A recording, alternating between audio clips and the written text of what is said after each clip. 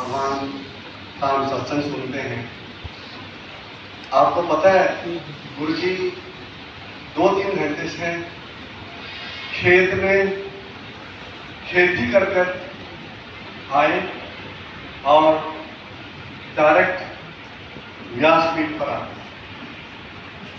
हम पहले बहुत सत्संगों में जाते थे, हम ये देखते थे कि जो गुरु वो एकांत में रहते थे, किसी मिलने नहीं देते थे, और कितने नजदीक से यदि किसी को सत्संग होता था तो हम 20-20 हजार रुपया हमसे लेते थे, क्योंकि ऐसी शास्त्रों में महिमा है कि जो सच्चा सद्गुरु होता है, सच्चा पहुंचा हुआ, उसकी आंखों से जो नूर झलकता है और जिस पर उनकी दृष्टि पड़ती है, अनंत अनंत जन्मों के कर्म जो किसी चीज से नहीं कटते, वो उड़ उड़ कर भागने लगते।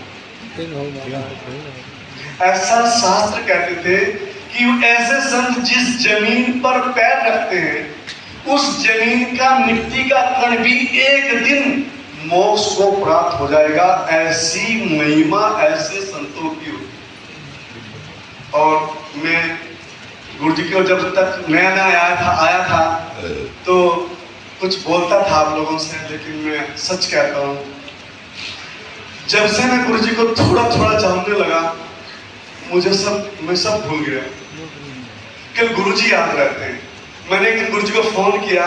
पहले मैं गुरु जी को डायरेक्ट फोन कर लेता था, लेकिन अब मेरी हिम्मत नहीं होती, तो मैं कभी अन्नू से फोन करता हूँ, कभी मुंद्रा जी रहते हैं तो उनसे फोन कराता हूँ, गुरु जी से मैं बात कर सकता हूँ क्या। पहले बात कर लेता डायरेक्ट, लेकिन बहुत डर लगता है। जो हमें वो दिखाई देते हैं वो नहीं है, वो स्वयं वो सत्ता है। परसों यदि आपने कल सत्संग सुना होगा, सत्स्वरूप कौन है, वो यही है। वो सदगुरु कौन है जो शरीर में बैठे हुए प्रवचन कर रहे हैं, वो वही है। मैं कहता हूं गुरु जी ने अपनी सादगी से हम सबको चकमा दे दिया, परम चक्रे में आ गए। हम उनको बहुत सस्ता समझते हैं, इसलिए हम बहुत देर लग गई। पहले रामाराम जी में गुरु जी के कमरे में चला जाता था, लेकिन अभी 2-3 दिन से बहुत डर लगता है, सच्ची कह रहे हैं। मतलब कहने का तात्पर्य कि गुरु जी एक ऐसी अवस्था, उनका नूर देखते हो, उनकी वाणी देखते हो, उनका ओज देखते हो, उनका प्रेम देखते हो, उनका दुलार देखते हो। इस उम्र में दिन फोन किया गुरु जी, बोले खेत में 3 बजे हुए हैं और गुरु जी खेत में गेहूं कटवा रहे हैं कि मेरे संत आएंगे, उनकी रोटियां बनेंगी।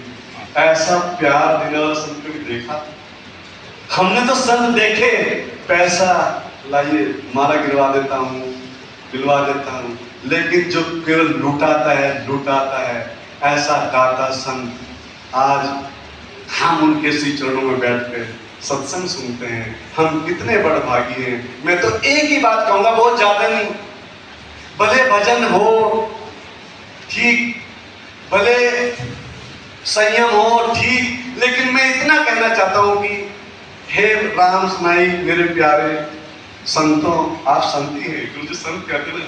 हे प्यारे संतों, मैं इतना कहना चाहता हूं, हम उन प्यारे संत को क्या देख सकते हैं, पता क्या दे सकते हैं?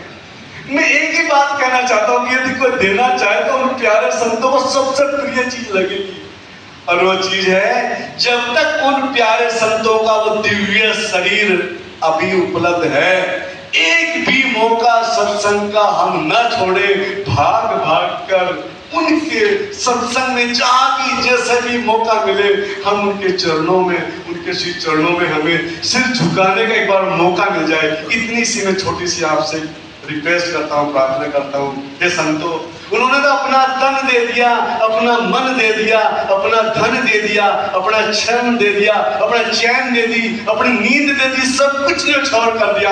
बस आप इतना सा छोटा सा दे दो, जब तक वो हैं और जब तक उनकी सत्संग है, एक भी मौका ऐसा हम अभागों से न छूटे कि हम उनके पास न जाए। हमें भाग भाग कर खुशी खुशी उनके चरणों में जाना। क्योंकि मैं जानता हूं जब कभी आप एक्सरे कराते हो ना, तो हड्डी का चित्र आ जाता है ना, कौन सी हड्डी टूटी है, संत, मैं आपको एक गहरी बात बताना चाहता हूँ मित्रों, परसों की घटना बताता हूँ। मैं आया तो मैं ट्रेन में, मेरा मन नहीं लगता, मैं चुपचाप ऊपर लेट जाता हूँ। मेरी पत्नी खाना देती, मैं खाना बिल्कुल नहीं खाता, मैंने पानी बिल्कुल नहीं पिया। मैं जाऊँगा अपने गुरु जी के पहले दर्शन करूँगा। मैं यहाँ आया, मुंद्रा जी को बोला गुरु जी है, तो मैं गुरु जी के दर्शन करने गया तो गुरु जी ने पता क्या बोला तुरंत, शर्मा जी खाना पहले खाओ। मैं गुरु जी में शाम को खा लूंगा, देर हो रही सत्संग के लिए। नहीं, सत्संग जब तक नहीं होगा, सत्संग पहले खाना खा दिया। संतों जैसे एक्सरे देख लेता है हड्डी कहाँ टूटी है, संत जब आप संतों के सम्मुख जाते हो, वो चीज है, वो सत्ता है। तुम्हारे अनंत जन्मों के कर्म कौन सा फल देने वाले हैं, क्या होने वाला है, उन्हें सब पता चल जाता है। और जब हम उनके चरणों में शीश झुकाते हैं, वो उन कर्मों को अपने पास रख लेते हैं। ऐसा दयालु संत कभी कभी पृथ्वी पर आता है। हम कितने बड़भागी हैं, लाखों लोग हैं, 140 करोड़ लोग हैं और 1400 लोग मात्र आज हम उनके दुलारे, उनके दरबार में बैठे हैं। हम कितने बड़भागी हैं। हम नहीं बैठे वास्तव में, उन्होंने ही हमको बिठाया है।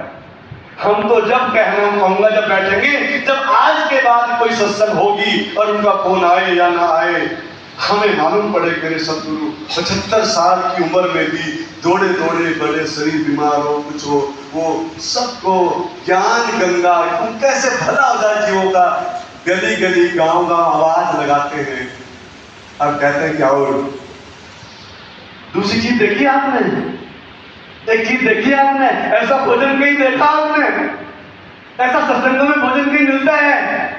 कितने पैसे चुकाते हैं हम लोग, क्यों नहीं चुकाते पैसे? वो परमात्मा, वो दाता, उसकी जो हम खाते हैं उसकी कोई कीमत नहीं हो सकती, इसलिए यहाँ पे कोई पैसा नहीं लिया जाता। एक ही कीमत है बस, मैं तो बोलता हूँ एक ही कीमत है बस, उन सदगुरु के चरणों में जब भी मौका मिले आप आ जाओ और प्रणाम कर लो, कुछ मत कहो, उन्हें सब पता चल जाता है। हम तो बोलेंगे हे परमात्मा, हे सदगुरु, आप ऐसे ही खूब स्वस्थ रहे, क्योंकि परमात्मा जब आप अच्छे रहते हैं ना तो हम सब अच्छे रहते हैं। आपको कुछ होता है तो हम सबको भी। कितने फोन आते हैं उनको, दिन में आते हैं, रात में। कभी ऐसा देखा गुरु जी नाराज है, कभी आपने ऐसा देखा गुरु जी झल्ला रहे हैं, कभी ऐसा देखा गुरु जी चिल्ला रहे हैं। मैं गुरु जी से ये पूछता, गुरु जी आप थकते नहीं? वो मुस्कुराते। कभी आपने देखा कि इससे बात की नहीं की, हर एक को लगता है गुरु जी मेरे हैं, मेरे। कभी आपको लगा कि इनके ज्यादा हैं? नहीं, वो सबके हैं। वो सचमुच दाता है, वो सचमुच परमात्मा है, वो सचमुच इस शरीर में, इस धरा पर, इस कलयुग में जो जीव पहले जन्म में उनकी थोड़ी सी मुक्ति हुई बची थी, जिसका अंतिम जन्म है। संतों में लास्ट बात क्या दूं, हे संतों, जिसका अंतिम जन्म है उसको इस्लाम द्वार में आना होगा। सद्गुरु सुदाम जी महाराज ने दिन हो सुदाम जी संतान दिन हो सतारूपी संतान दिन हो। माता जी बस एक लास्ट छोटी सी बात कह दूं, मैं संतों बहुत समय हो रहा है, लेकिन एक बहुत गहरी राज की बात बता दूं। मैं गुरु जी ने एक बड़ी राज की बात बताई, पता क्या बताया? कि संतों ये सता मात्र रुपये में 10% ही आपके सामने आई है। संतों ऐसा समय आएगा, मैं तो कह दूं शायद आपको यहाँ बैठने के लिए जगह भी नहीं मिलेगी। वो लास्ट हलकारा दिया जा रहा है, जो जीव महाराज जी के बच्चे हैं वो सब यहाँ आएंगे। और ऐसा समय आएगा संतों, मेरी बात याद रखना, मैं अपने अनुभव से कुछ कह रहा हूँ आपसे। गुरु जी की दृष्टि पड़ेगी, सत्संग जागेगा और उसका मोक्ष का रास्ता खुल जाएगा। और एक और बात, फिर लोग आ जाते हैं। मैं एक बार गुरु जी से पूछा, गुरु जी पहले तो मैं 2 साल तक आपसे प्रश्नोत्तरी करता था, अब मेरे पास कुछ पूछने के लिए क्यों नहीं है। मैं गुरु जी से पूछा, गुरु जी आप हम लोगों को डांटते क्यों नहीं है, आप हमारी गलती क्यों नहीं बताते। हम अभी मैं कुछ भी नहीं पूछता गुरु जी आपसे। गुरु जी मुस्कुराए, हाथ रखा और अपने साथ ले गए, बोले जब तक अनजान है, जब तक रास्ता पूछ लेता है, और जब प्यास बुझ जाती है कौन पानी पीता है, जब भूख मिट जाती है तब कौन खाना खाता है। सच्ची कहता हूँ संतों, अंदर की एक बेचैनी पता नहीं कहाँ चलेगी, ज्ञान पता नहीं कहाँ चला गया। अब तो केवल बचा है, केवल पता क्या बचा है, सदगुरु आपका प्यार। लोग मुझे पूछते हैं आप वहाँ हर महीने क्यों जाते हैं जयतन। मैं अपने सदगुरु के दीदार के लिए जाता हूँ, बस कुछ नहीं चाहिए।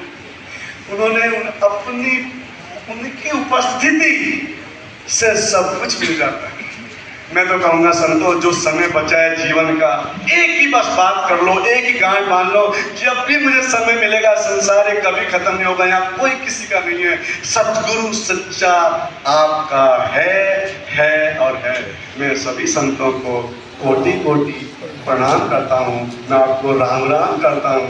आप सच में गुरु जी के सिर के ताज हो, इसलिए मैं आपको राम राम करता हूँ। सब संतों को राम राम। और उस परम दयालु, हम सबके दुलारे, हम सबके प्यारे, जो हम दीवानों के जो प्रेमी हैं, हम उनको हाथ जोड़कर उनके श्री चरणों में मन ही मन ये प्रार्थना करते हैं, परमात्मा हमारा हाथ कभी मत छोड़ना, हमें अपना बनाए रखना।